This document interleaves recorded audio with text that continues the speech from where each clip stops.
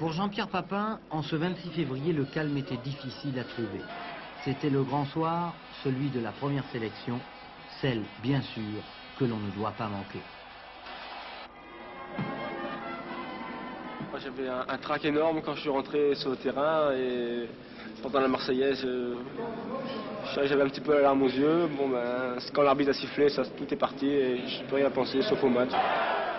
Un match plein pour Jean-Pierre Papin et le satisfecit de tout son entourage, mais aussi de la presse, et ce n'est pas un moindre exploit.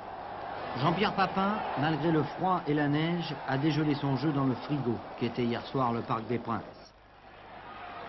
Volontaire, batailleur, il s'est donné à fond à lutter sur tous les ballons, gagnés ou perdus. Il était le plus souvent là où il fallait, à la réception des longues passes de Michel Platini.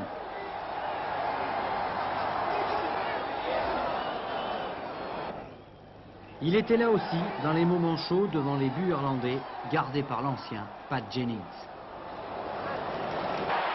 Lui, l'anonyme, encore quelques minutes plus tôt, s'est jeté sans peur au milieu des stars, Rocheteau, Fernandez ou Platini. Il a tout fait hier soir pour inscrire le but qui aurait fait de lui un héros.